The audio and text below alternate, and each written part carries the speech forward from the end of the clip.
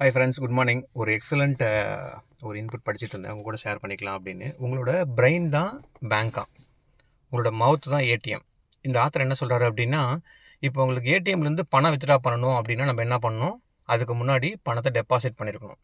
அப்படி டெபாசிட் பண்ணக்கூடிய அந்த பேங்க் தான் நம்மளோட பிரெயின் அப்படிங்கிறாங்க. நீங்கள் எவ்வளோ உங்கள் மேலே இன்வெஸ்ட் பண்ணிக்கிறீங்களோ, உங்களோட நாலேஜுக்கு, உங்களோட தாட் ப்ராசஸ்க்கு, உங்களோட திங்கிங்க்கு, உங்களோட கம்யூனிகேஷன் ஸ்கில்க்கு, அதை பொறுத்து தான் உங்களால் ஏடிஎம்லேருந்து வித்ட்ரா பண்ண முடியும் அப்படிங்கிறாங்க. ஸோ ஆன் டெய்லி பேசிஸ் நான் என்னோட நாலேஜ் டெவலப் பண்ணிக்கிறேன்னா, நிறைய படிக்கணுங்கிறது இல்லைங்க. ஒரு நாளைக்கு 10 பேஜஸ் ஆஃப் புக் நீங்கள் கான்சியஸாக மைண்ட்ஃபுல்லாக திங்க் பண்ணி படிச்சிங்க அப்படின்னா 10 பேஜ் புக்கு படிக்கிறதுக்கு மேக்ஸிமம் 10 மினிட்ஸ் தான் ஆகும். நீங்கள் யோசிச்சு பார்த்தீங்கன்னா, நான் வந்து அவ்வளோ பிஸியாக அப்படிங்கிற மாதிரி திங்க் பண்ணால் கண்டிப்பாக கிடையாது. இப்படி நீங்கள் ட்ரை பண்ணி பார்த்தீங்கன்னு வச்சுக்கோங்களேன், always you can withdraw from your ATM on daily basis provided you have to invest, you have to deposit on your brain. இதை ட்ரை பண்ணி பாருங்கள் ஃப்ரெண்ட்ஸ். தேங்க்யூ.